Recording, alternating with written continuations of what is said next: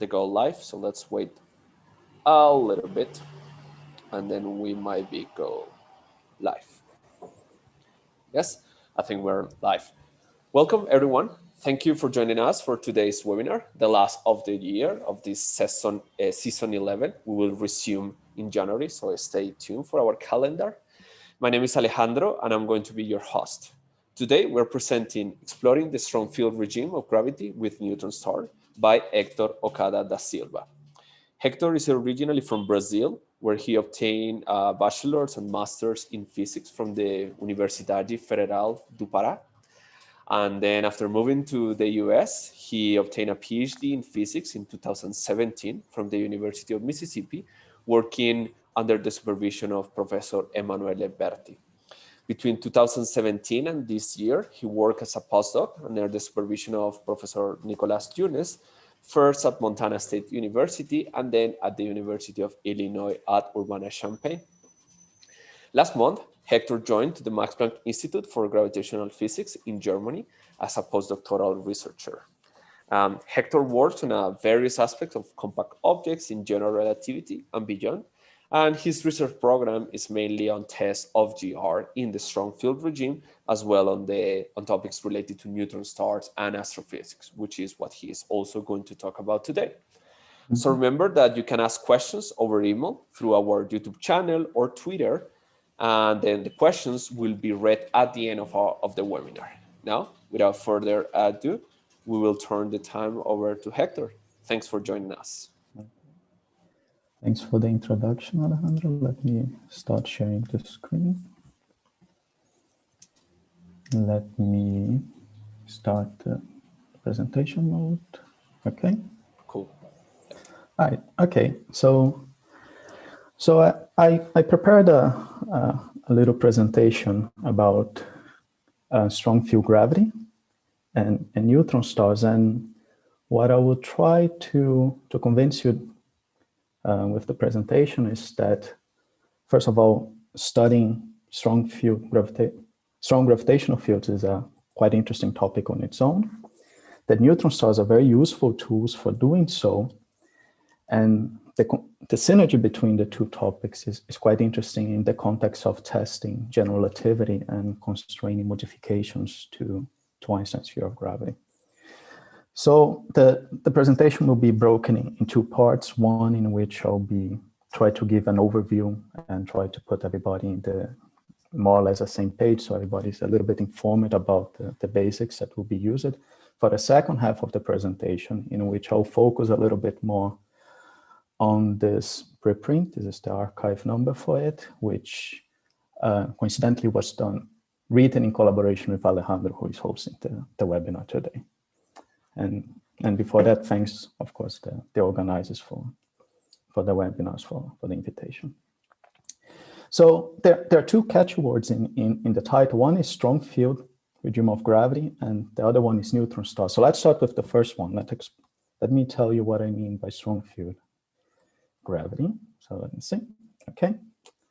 So one way to try to understand what I mean by this is, first, let's recap that the way that we understand gravity nowadays is that it's a theory of curved space-time whose physical content is very neatly summarized in this quote by John Wheeler, in which we think of the gravitational interaction as one in which you have some curved space-time that tells matter how to move. So it moves along on top of this curved geometry, and matter in turn tells how space-time should curve.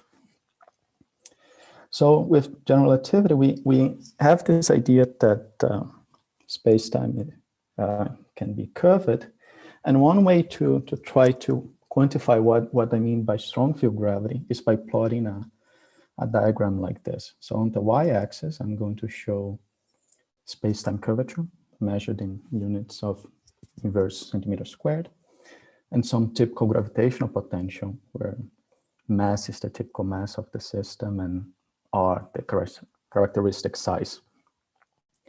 So what we can do is to start filling in with some objects that we know about in our universe. So for instance, if I were to put the objects that we have in the solar system, they lay down in this portion here of this plane. So the space-time curvature is quite small, as you can see. The gravitational potentials are rather weak as well. If you start putting more compact objects, such as white dwarfs, we start moving towards the top right panel. So for instance, white dwarfs, they induce stronger space-time curvature and they have stronger gravitational potentials.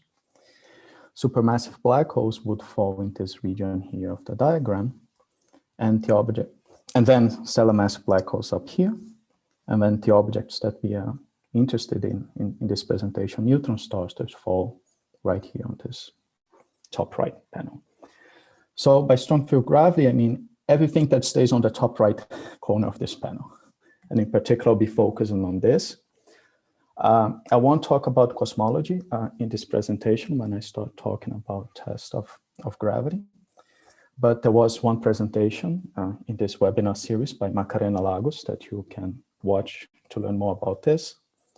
And if you want to understand general relativity better, there was a presentation by Kip Thorne not long ago as well. So please watch those if you want to learn more. So okay, so why is strong field gravity interesting? So we know where in which corner it is in this plot that I showed, but why is it interesting to do so, to study this? So one of the motivations is to test general relativity. As I will show to you in a moment, general relativity has passed many different tests done in many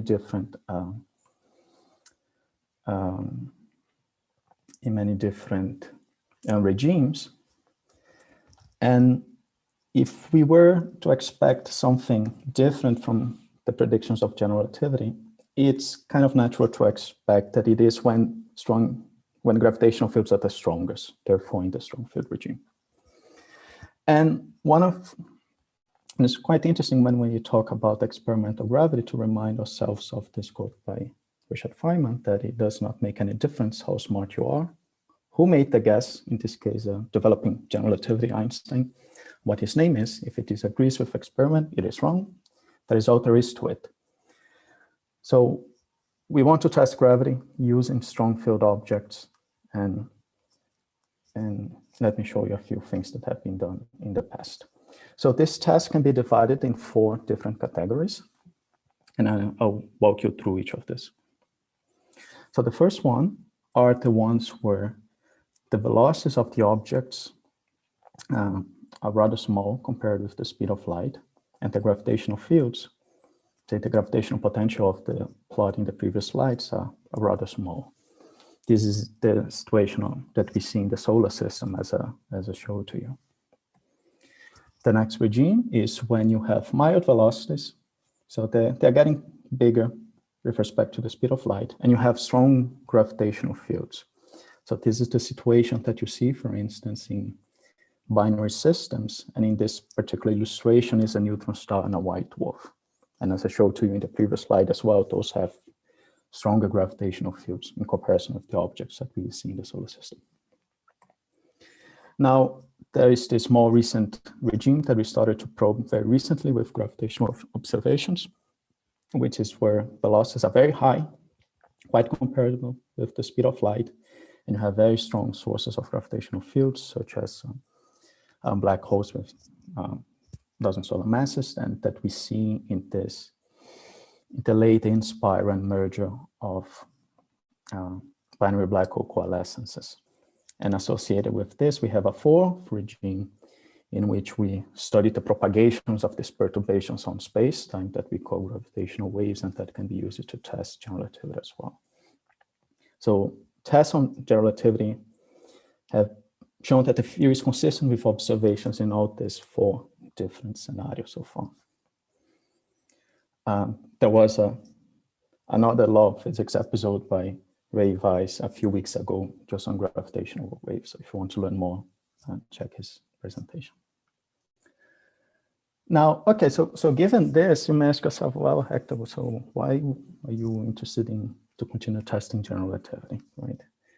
You can take a little bit of a stance of Chandrasekhar, and was speaking with Cliff Will, who was a postdoc in his group at the time, and you might know that Cliff working for a long time on testing gravity with solar system experiments, and once Chandra was puzzled by why he was investing so much energy on this, given that we know that the theory is right. Well, there are a few reasons, at least from my perspective, of why it's interesting to continue testing general relativity. The first one, I think it's because it's a cornerstone of modern physics, and therefore we should scrutinize and test it in every single new regime, new observational scenario that we can probe. Any modification, any signature of a modification of general relativity would indicate that we have to revise our fundamental understanding of modern physics. Problems such as the quantization of formulating a quantum theory of gravity, and we know that general relativity is non-normalizable, and normally attempts to quantize gravity involve modifications to Einstein's theory. And there are also motivations coming from cosmology, such as dark energy. We see that nowadays this accelerated expansion of your universe. The standard explanation is to invoke some cosmological constant that represents this dark energy, but it could be that it's simply a signature of that gravity breaks down at cosmological scales. General relativity breaks down at cosmological scales. It's also interesting for doing unbiased tests of gravity. So instead of assuming general relativity to be correct, you can try to use a more general framework and let experiments tell you what is the concrete theory that is describing what you're observing. And it's also interesting purely from a theoretical interest. Sometimes understanding modifications to general relativity actually helps you understand general relativity itself a little bit better. You get a better appreciation for Einstein's theory by doing so as well. There's a review on this, which is quite nice. And there were 2 talks on law of physics series on this by Nicholas Younes and Liu Stein. So if you want to learn more, you can also check their presentations. So how can we go about modifying general relativity? So let me introduce this kind of hypercube of gravitational theories, where our guiding principle will be this theorem due to Lovelock in the 1970s that basically states that if you're interested in describing a theory of gravity with a single metric tensor in 4 dimensions, assuming parity and diffeomorphism invariance, and that you want your field equations to be at most of 2nd order for technical reasons, you find that the only theory that is acceptable is general relativity plus a cosmological constant. That's roughly the content of Lovelock's theorem. And as it often happens when you have a theorem, you can go about and relax the assumptions that go into it, and then you come up with new results, in this case, with new theories. So let's take a look at this in a diagrammatic way. So let's start with general relativity here at the center of this axis. So we can introduce new field content. Lovelock's theorem assumes that you have a single metric tensor, so a single spin 2 field describing gravity. But you could introduce new things such as scalar fields, vector fields, more tensor fields if you wish. You can increase the dimensionality of spacetime. You can relax the assumption that we live in a 4-dimensional space. You can increase it, you can break Lorenz symmetry, and you have another axis here. You can break parity invariance as well. And then you can define a little hypercube in this theory of spaces, and you can start populating them with many examples that have been studied. For instance, once you start adding extra fields, you have things such as Hondesky gravity, generalized Broca, Rava-Lifshitz, law of gravity in this corner, and dynamic Chern-Simons. And going back a little bit to that idea of unbiased test that I alluded for in the previous slide, we can hope that the experiments will tell us where we should move around this hyperspace of theories and where we should move. Which corner of this cube describes the gravitational universe? Let's put it this way. Yeah, that's what I said. Okay, so I gave you some motivation, but I explained to you what I mean by strong field gravity. I gave you some motivations for why it is interesting to test general relativity. I introduced you how you can modify general relativity, which is our canonical theory to describe the gravitational interaction we have now.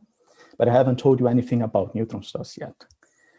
So talking about neutron stars, but on their own, that will be a topic for a separate webinar. So I'll just give you some very brief facts about them, such that we can be on the same page. So neutron stars, they are objects that have a mass which is bounded from above to be about 2 solar masses. They have a radii, a typical radii of 14 kilometers. So you have all this mass, twice the mass of the sun, packed into this tiny little sphere for about 14 kilometers. Because you have so much mass packed into such a small volume, the mean density of the stars, it's comparable with that of the atomic nuclei, so of the order of 10 to the 14 grams per centimeter cubic. It's quite ridiculous if you think about it. And since you have so much matter packed into such a tiny little space, you also have very strong gravitational fields. And for instance, in this cartoon here, I'm showing that if you were to paint the surface of a neutron star with this chessboard pattern, you would be able to see a little bit behind it because of gravitational light deflection. So the space-time curves is curved around the star and it can deflect light rays. So you can see more than half of the star's surface. That gravitational potential, like parameter that I introduced earlier, I'll call it compactness from now on. For neutron stars, the value is about 0.2. For reference, for black hole, this is 0.5. So neutron stars are second to black holes, the strongest sources of gravitational fields that we know about in the astrophysical world. The gravitational acceleration, for instance, at the surface of the stars is 10 to the 11 times stronger than the one that you're experiencing right now at your home. A few other things, they have very strong magnetic fields as well, typically of the order of 10 to the 11 stronger than the one that you find at the surface of the sun. And some of these neutron stars, they can spin very, very fast with frequencies about 700 hertz. These are called millisecond pulsars, and this is like 0.5 times faster than the fastest kitchen blade that you can buy in the market. So imagine taking all these very extreme properties and putting together in a single object. These are what neutron stars are. So how do we model such stars, at least from a theoretician's perspective? So the way to go is to you choose your favorite description of the gravitational force. For instance, in my case, general relativity. You make certain assumptions about the symmetry of the object. For instance, you want it to be spherically symmetric and non-rotating, perhaps. And you choose a certain description of matter. For the case of neutron stars, you take it to be described by a perfect fluid. You combine the three things into the field equations of the theory. And from this, you obtain a set of equations that tell you the equilibrium conditions that must be respected for you to have a star. This is complemented by an additional ingredient, which is called the equation of state. That is a relationship, at least for neutron stars, which you can describe as being zero temperature, involving only the pressure and the energy density. And in this process here, we introduce quite a degeneracy between modifying your theory of gravity and changing the equation of state, since we combine all these ingredients together into this bit here. We introduce a degeneracy, and I'll talk more about this later. And here's a nice review on this in theories beyond general relativity. So, okay, so let me give you a concrete example of what happens if you want to describe a neutron star in a theory different from general relativity. So let me consider this case of so-called scalar-tensor theories. So these are theories in which, in addition to the space-time curvature, you introduce a single scalar field. So we start with this picture here, where you have, say, in this cartoon, the space-time metric, G mu, described by this grid. And on top of it, you added some scalar field that has some gradient. And I'm indicating this by the color gradient on top of this grid. In scalar-tensor theories, in one of the representations of the theory, these two things are combined to give you a new metric given by in this way, where A is a free function of your scalar field multiplied by the original metric here. And this defines you a new blue metric, which is the metric in which particles follow geodesics. That is the path that an object will follow if it was in free fall. So going back to that Wheeler's code, in scalar-tensor theories, you have that matter tells what G mu and phi should be. This in turn gives you this combination here. And this in turn tells how matter should move, making an analogy with Wheeler's code. So let me show you one of the consequences of modeling neutron stars in this theory. So if I choose my function A to be this form here, where I have a parameter beta, and this phi is the scalar field, it should be the same phi as here, sorry. And I compute a sequence of neutron stars in general relativity, which would correspond to beta equal to 0. You have a curve like this. So here I have the mass on the y-axis, the radius on the x-axis. Sorry. And each point along this curve here corresponds to a neutron star computed with a given central density. Okay. So if you move from left to right, you're increasing the central density of the object. So this is what you would get in general relativity, assuming a certain equation of state. And in scalar-tensor theories, as I crank this value of beta here to be negative, you get the following. So I'll play a movie for you. In this panel, you see the mass radius. And on the right panel, I will show you the scalar field at the core of the star as a function of the mass. So let's see what happens. So at first, nothing happens, which is quite boring. You see that beta is changing here. But suddenly, you have this growth of a scalar field that appears at the core of the star. And with this, you have a substantial difference in the predicted mass and radius of the stars. Let me play again so you can see. And this happens once a certain value of beta is reached. We call this effect a spontaneous scalarization because it happens of sudden. And associated with the appearance of this, with this process, you have the scalar field profile now around the star that has this monopolar configuration, which allows you to define the notion of some charge of the scalar field that is associated with how it falls as 1 over r at infinity. This has some observational consequences that I'm going to tell you about next.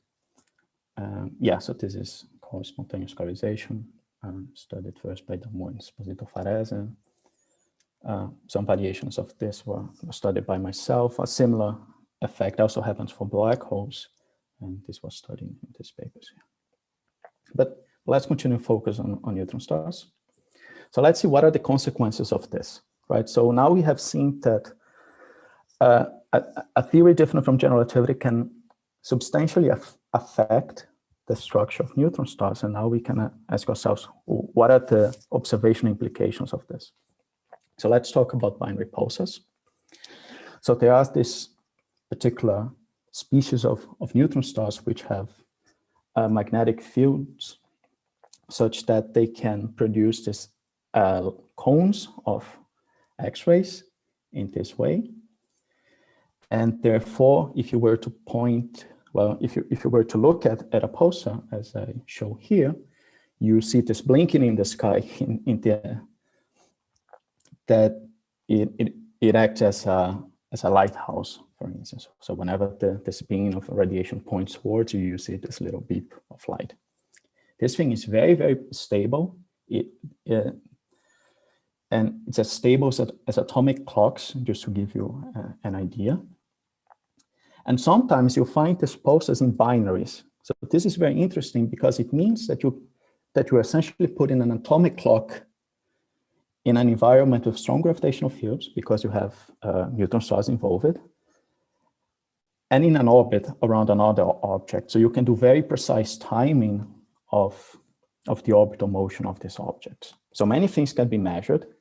In particular, you can measure the usual Keplerian parameters of the orbit, like the period and eccentricity and so on. You can measure post-Keplerian parameters, because now, remember, these are strong field gravity objects. You cannot use Newtonian gravity to describe this binary system anymore. You need to include the first relativistic corrections. And in doing so, we introduce this notion of post-Keplerian orbital parameters that I'll just call them theta.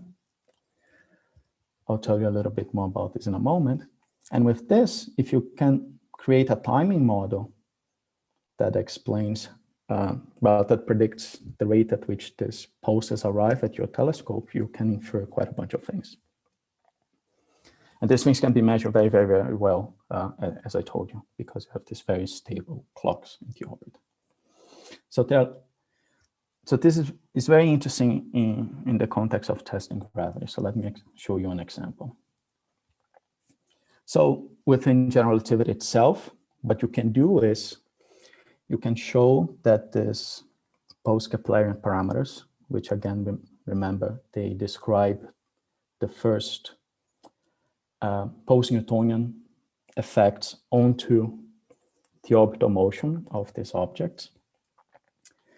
And you can measure a set of them and compare with the prediction for how they should be related with the masses M1 and M2 of the two stars that constitute your binary, and trace curves on a, let's call this M1 and M2 plane.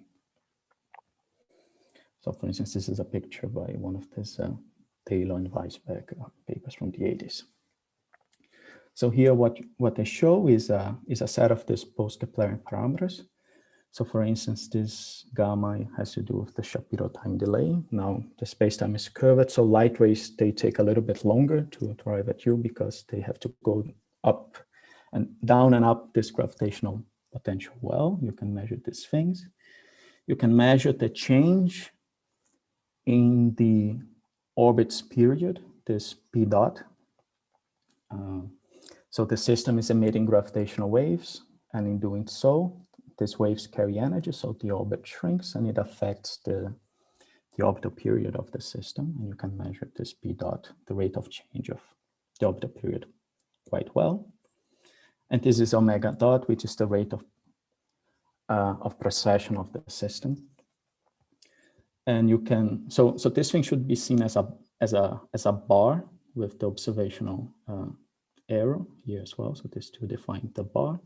And when you plot all of this, you see that they intercept in a certain little corner that you can use to project down and then infer the masses quite accurately. These are the latest measurements for this particular system up here. So you can see that you can measure the masses very, very accurately. So I have this cartoon here just to illustrate what I mean by orbital precession.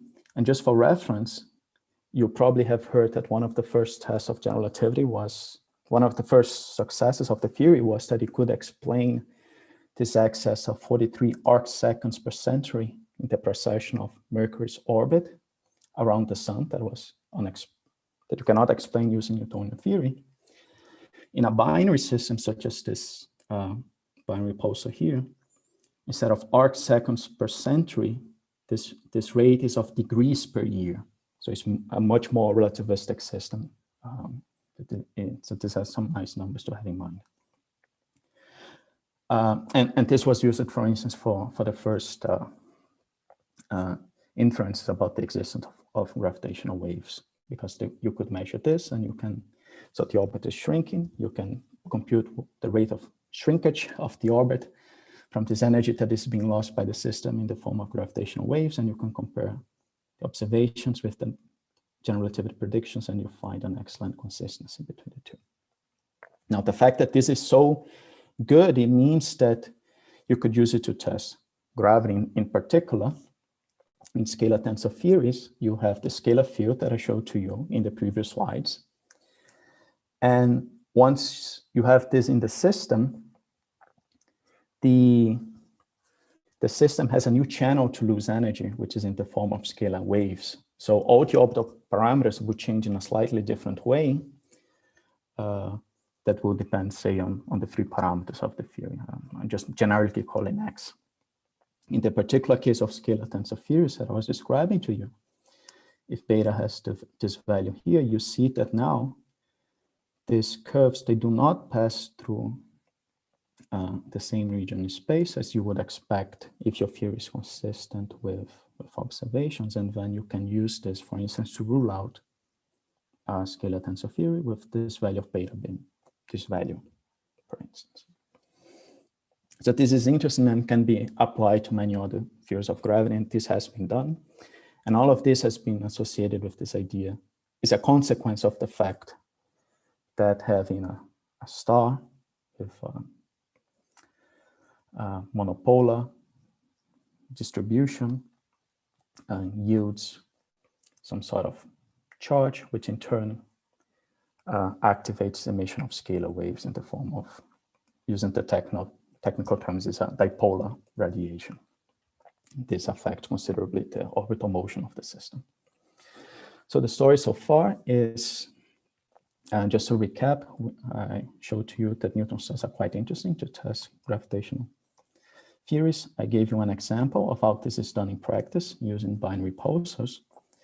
And now you can ask yourself if binary pulsars are actually the ultimate theories layers, such that we can navigate towards the proper corner of this hypercube of theories that I showed to you earlier. It turns out that this is not necessarily the case.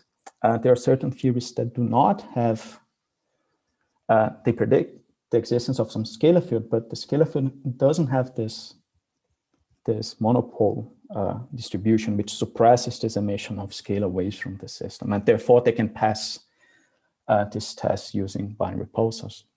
And examples of this happen when you couple your scalar field with some curvature, and in some theories that involve Lorenz symmetry breaking. So let's see what we can do about theories of this type. So for this, we are going to use a different set of observations, and these involve X-rays. So very recently, NASA launched this mission called the Neutron Star Interior Composition Explorer, called NISA. And it's essentially an X-ray telescope operating in the soft X-ray band, so between a 1/10 of kilo-electron volt up to 10, 12-ish kilo-electron volts. That is about the size of a small fridge that was placed at the International Space Station. So right now it is orbiting us as we speak here, and it's still collecting data. And what NISA does is that it, let me stop the video. So there are certain stars that by some astrophysical processes, they form certain regions on the surface of the star, which are hotter than the rest. And we call this a hotspot conveniently. Now, as this hotspot is rotating with the star and emitting X-rays, as you point your telescope towards this, you see some kind of flux of photons.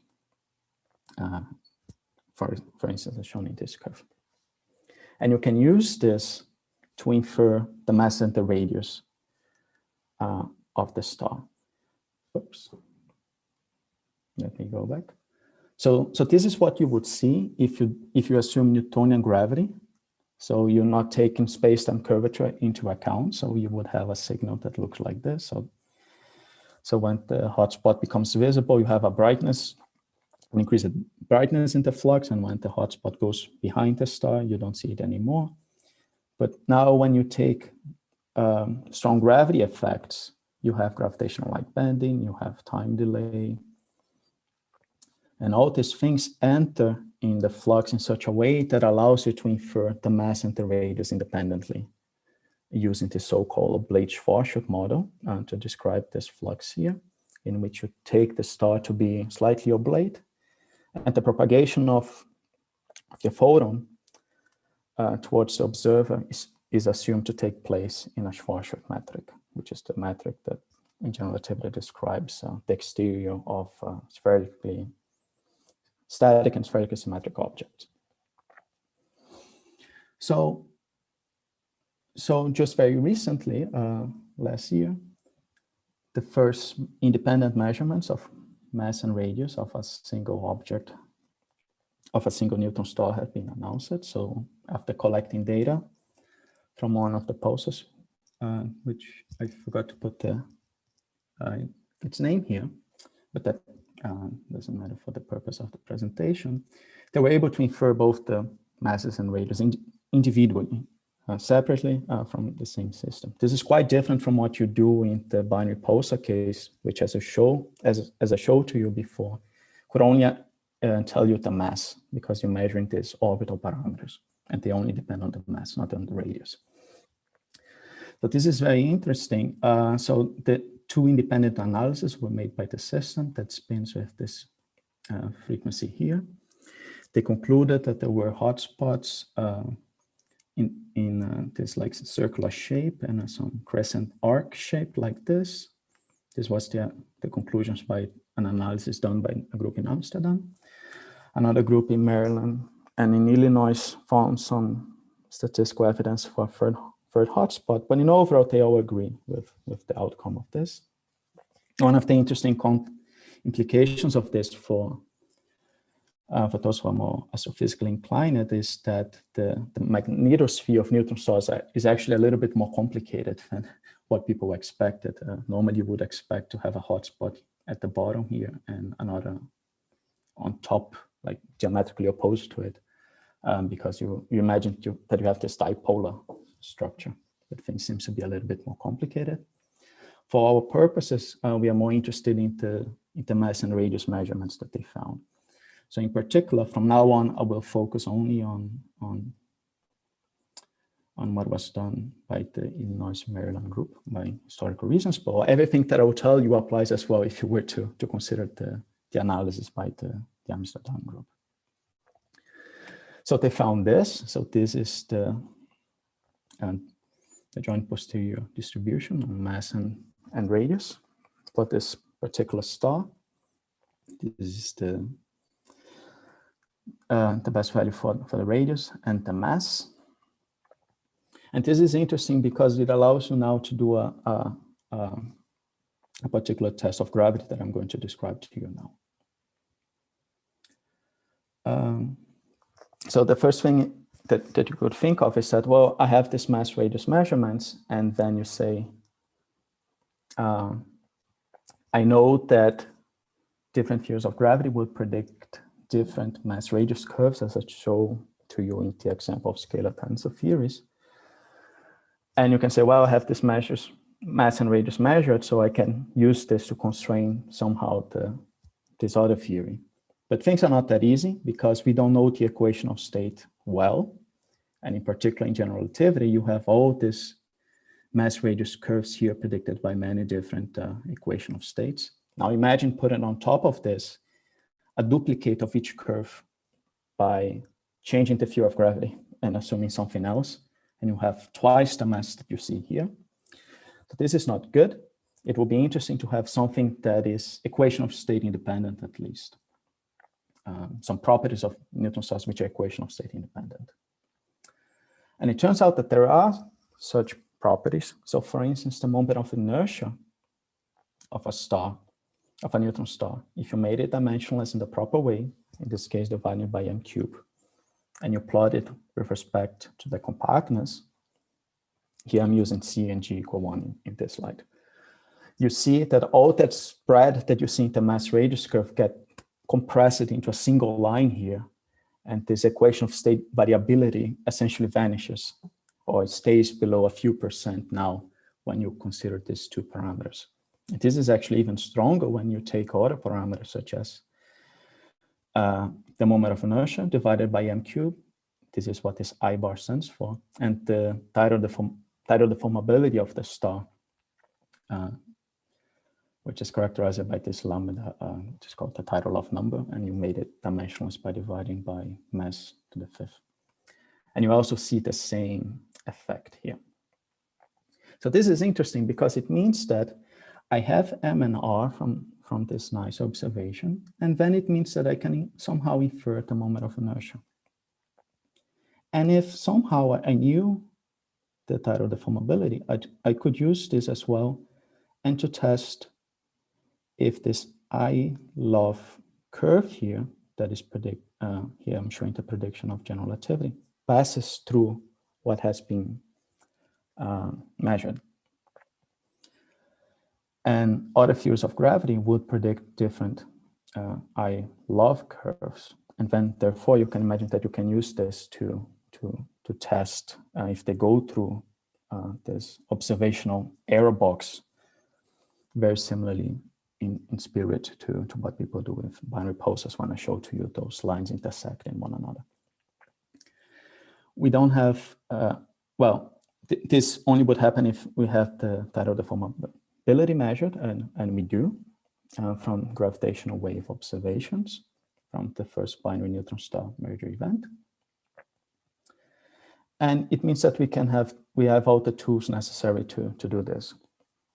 Before doing the test itself, that I'll show to you in a moment, let me just explain very quickly. I see that I'm getting a bit short on time. Let me just explain very, very quickly how we go about inferring the moment of inertia from the mass and the radius. So what you do is, that is a little bit more technical, you take the posterior distribution that the nicer team found for the compactness and use this as a prior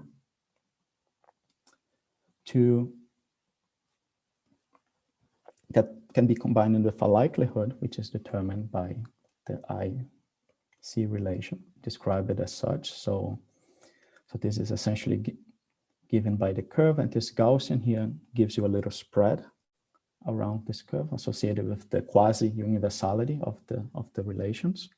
And you can combine these two things, integrating over the compactness C, to obtain a posterior distribution on the moment of inertia of this particular star. In particular, we did this in this paper, which includes Alejandro, to infer a bunch of additional properties of the system. And this is the posterior. This is what you would get. Just pay attention to one of the curves. This separate these two different curves. They don't matter for too much about what I'm going to discuss. But the important lesson here is that you can infer additional properties of the star using this equation of state-dependent relations. We have done so for a few other parameters, including the deformability, the quadrupole moment. You can also translate this into dimensionful quantities and these other values. But for our purposes, the most interesting thing is the moment of inertia. So we can do this I love test that I was suggesting a slide back. Now, okay, let me go. Okay. So what we can do is the following now. So I can do, let me propose a certain relationship between the moment of inertia and the tidal love number. And I'm going to construct it in the following way. You can show, trust me on this, I'll give you the references for this, is that you can analytically predict what is the relationship between this dimensionless moment of inertia and the tidal love number as lambda. And it has the following structure. You first have a Newtonian term, which scales with this power and some free constant. That is the equation of state independent, but you have to find it numerically. Plus two post-Minkowskian terms, which follow by, which is the term that I'm using because this is derived by doing an expansion into compactness. And you find these two additional terms. This is sufficient to describe that I love curve that I showed to you in the previous slide in general relativity. And on top of this, you put an additional term that scales like so, which models the non-GR contributions to this I love relation. So beta, so this C parameters, they have to be found numerically. Beta and B, they are three parameters that characterize the deviations from the GR I love relation. Beta is some sort of amplitude, and B can be thought as being a post-Minkowski correction at the B order as such. And then you can combine the inference on the tidal deformability of a 1.4 neutron star, as done by LIGO and Virgo using gravitational waves, and use our results to infer what will be the associated compactness of a 1.4 solar mass neutron star.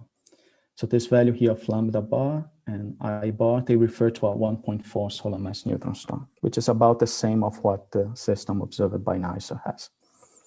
So for all practical purposes, just for the sake of understanding my argument, you can assume that this is true. They are approximately true. So the observational errors allow you to draw a box, an error box here. This black line is the I love relation in general relativity. So this portion here that I'm showing to you, it does go through the box, indicating that we have done a consistency check of general relativity. So that's good. And then you can, for each value of B here, you can change the value of beta and see what are the associated beta such that you don't pass anymore through this error box. And therefore your observation will be inconsistent with what you're seeing. And this allows you to play this constraint on these deviations. And this is what I'm showing here. So the first number will be the post-Minkowski order in which you are modifying the I love relation. And this is the amplitude of the modification. So this parameter beta here. So this is quite interesting because it's a theory agnostic test. We are not specifying anything at this moment. It is equation of state independent. So it bypasses those problems that I was telling you earlier about degeneracy between changing the equation of state and changing the underlying theory of gravity. And it's also multi-messenger because this is inferred using X-rays and this is using gravitational waves. Now, this is quite similar to what is done in the context of binary pulsars, and it's called the parametrized post-Keplerian. Here I'm calling this parametrized I love relation. So just to compare the two things, one is done with binary pulsars, here using isolated neutron stars and a neutron star binary, radio telescopes, NICER and LIGO Virgo observatories. Here you use a timing model, which is view agnostic. Here we do assume a GR light curve and a gravitational waveform. And for doing the inferences, I can tell you more about this in the questions if you have. These are the parameters. You have the post-Keplerian parameters that allow you to constrain beta. Here you have these two parameters as well. And for a test, you need 3 of this post-Keplerian, 2 to infer M1 and M2. The third one is for a test. And here you need to know the moment of inertia and the tidal deformability. It is the comparison between the two. Here are some references for all of this that I was telling you. This is very similar if you're familiar with the parametrized post-Einsteinian formalism using in tests of gravity using gravitational waves. So let me close showing an application to a specific theory.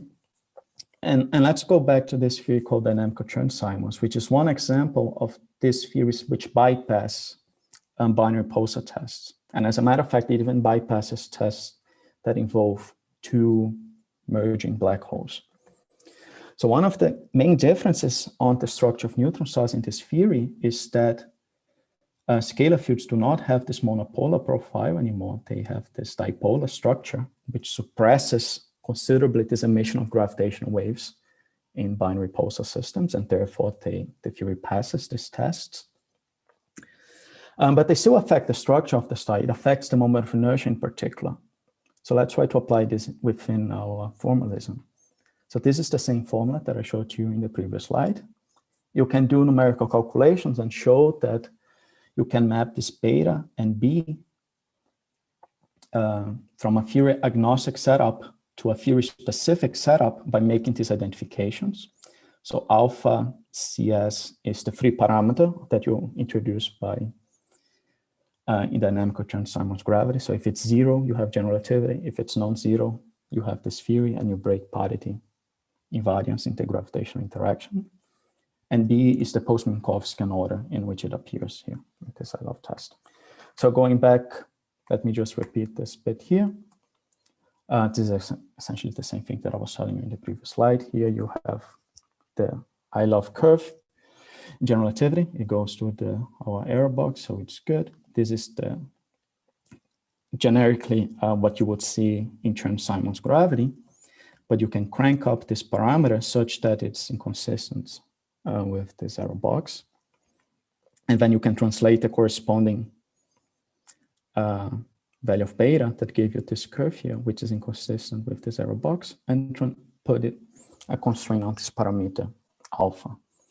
In particular, we found it that it's of the order of 8.5 kilometers, which is 7 orders of magnitude stronger than previous constraints that were obtained using solar system tests. So this is a quite illustrative example of how this test can be used to constrain fields of gravity that we couldn't constrain otherwise, which is quite interesting. So this is where I end. Let me summarize some conclusions and some outlook. So I hope that by showing these examples that I present to you, that you're now convinced that neutron stars are exceptional objects to probe strong field gravity, and in particular to test deviations from general relativity in this strong field regime. I gave you an example of how this works in practice with binary pulsars, but I also introduced to you a new multi-messenger theory and equation of state agnostic test that you can use in using neutron stars. And with this new test, I showed you how you can place the strongest bound to date on parity violation in the gravitational interaction. So I close. And of course, for the future, it could be interesting to apply this for other theories as well that bypass the binary pulsar tests. So, okay, so thank you and stay healthy, everyone. Thank you very much, Hector, for this nice overview on tests and astrophysics of neutron stars. Let me see if here any of our coordinators have a question while I'll see the other questions. I have a question for Yes. Hector. Hector, very nice your talk. I like it a lot, especially because, I mean, since I'm not of the area, but it's very interesting how is this test using the pulsars, so the neutron stars. Sorry, I wanted to ask you, is it possible? I mean, in the sense because you have this scalar field around the neutron star and generating this kind of charge. Is it possible that these scalar fields also modify the kind of how this X-ray emission is? Yeah, exactly. I mean, the flux of the collimated fluxes that are in the kind of in the what the pulsar gives the typical pulsation. So I would say that at least the mechanism for let me go back to this one. That the mechanism responsible for producing the cones of X-ray, this is probably independent of the field of gravity, because I don't think the scalar field speaks directly with the electromagnetic field. But what can happen though is that once you have these photons being emitted, for instance, in the case of when you have the hotspot, the presence of the scalar field affects the exterior space-time of the star. In particular, the space-time won't be Schwarzschild anymore and will be given by some other metric. And as a matter of fact, I have developed a model which generalizes a subclass of this oblate Schwarzschild theory to scalar-tensor theories. And with such, you can do another test of gravity in principle, using just this X-ray observations and comparing it against this model developed in scalar-tensor theories. But just to summarize, that's correct. In general, the space-time around the star will be modified, so this flux here will be different as well, because the amount of light deflection, for instance, is different now. Yeah. So just in the same way, because there's this, I mean, you explained about these two neutron stars that are orbiting one to each other, but is it the case possible to see deviation? Okay, not from the gravitational point of view, but for instance, neutron star that is accreting mass from the companion star that will become neutron star, so kind of the same amount of mass is around there. So for this accretion between the two bodies, to have this deviation due to the scalar field. Yeah, exactly. So essentially any astrophysical process that somehow depends on the underlying space-time metric could leave an the scalar field could leave an imprint on the related observable. So for instance, when you have neutron stars with accretion disks, people normally observe these quasi-periodic oscillations, which are little frequencies in the oscillation frequencies that people see in the X-ray flux. And if you were to consider another theory of gravity, this would definitely be affected as well, and you could, in principle, test this. But these tests, they're kind of hard because they depend a lot on the astrophysical modeling as well, which is very, very complicated. In this case here, this is a much cleaner test in a sense, because it just involves, I mean, okay, the theoretical modeling just involves photon propagation on the spacetime, but of course, in practice, the NICER team had to take into account a lot of astrophysics that that I haven't covered. But in this, it is a cleaner test, at least in comparison with accretion disks, I would say. Thank you. Okay, I think Mauro Cambiaso has a question. Yes, thank you very much for your nice talk, Hector. I have a couple of questions, and I'm concerned about torsion. So these are two related questions. What you showed us, is it possible to generalize or to consider fermionic matter? The other question is whether this formulation you showed depends on whether you are in first order formalism or second order formalism for whatever theory of gravity you want to test. Okay, so for the first part, for the first question regarding adding fermionic fields, this is true. You could include fermions and then analyze how they would speak with the torsion tensor and try to see how, if it leads any observational imprint on stellar structure. As far as I can tell, this hasn't been studied. I could be wrong, but at least from the top of my head, I can't think of any paper that has studied this. And then related with this,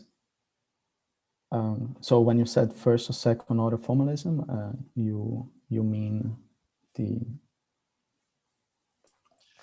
I mean whether your dynamical variables are as I said in your theory of gravity that you're working with, whether the dynamical variables are the metric or the tetrads, because in one case you can relax the compatibility conditions, and therefore you can wait to torsion also when you don't have the second Cartan equation. Yeah, so for the examples that I've shown, all of them don't have torsion, but in principle, if you have a theory that would introduce modifications to torsion, you could repeat the same analysis and try to see whether it can be constrained with astrophysical observations as well. Okay. I'm not very familiar with the literature on this specific topic, but it could be interesting to dig a little bit into literature and see if this has been done. Okay, thank you very much. Yeah, sure. Thank you, Mauro. Thank you, Hector. I got a question from Shaq Bless, who asks, do we know what causes the universality you talk about? Yeah, that's a very good question.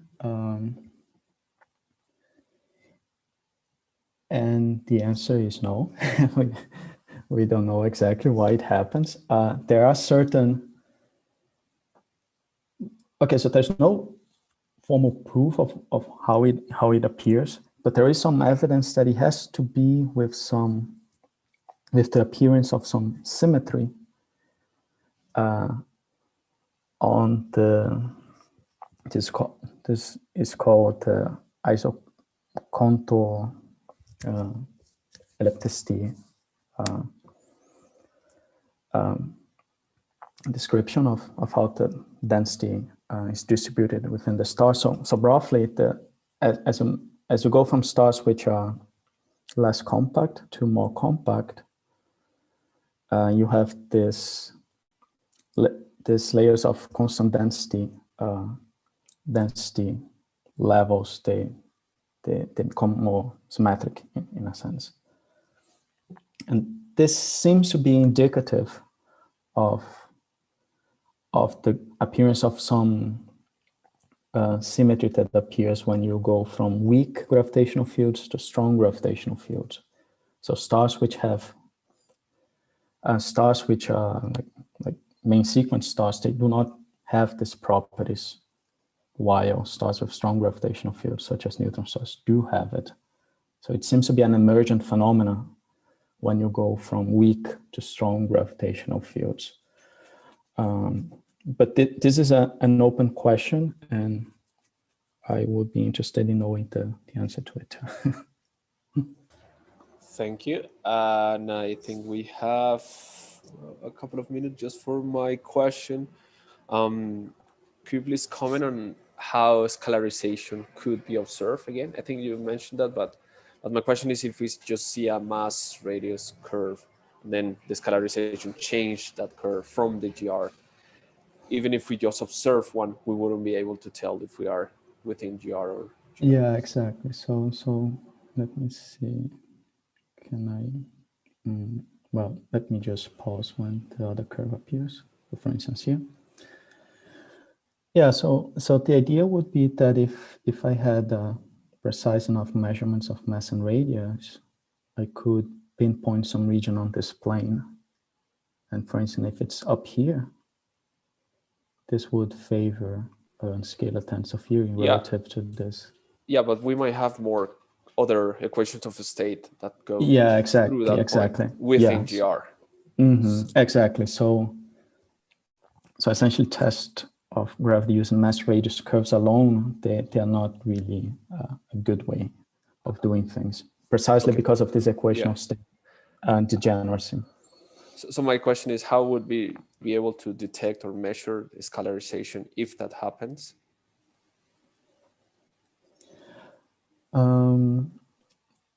So it won't involve mass and radius, and it would involve, say, its implications when you have a binary system, as in the example that was shown here. So having scalarization triggers the appearance of the scalar field, which induces some dipolar radiation. And if the effect is too large, for instance, for this beta -6 value here, you see that the predicted post-Keplerian parameters, they're not compatible with one another anymore, as shown here. And then you could rule out this with this theory of beta with this value. Okay. Yeah. Okay. Yeah. So Thank you, Hector. Thank you for this low physics webinar.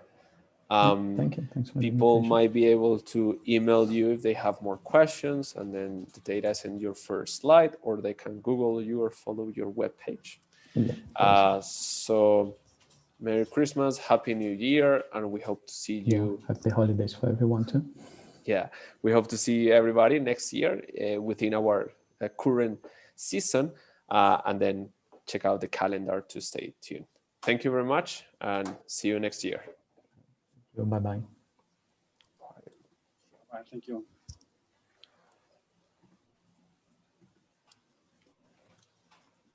Okay, we are not live anymore.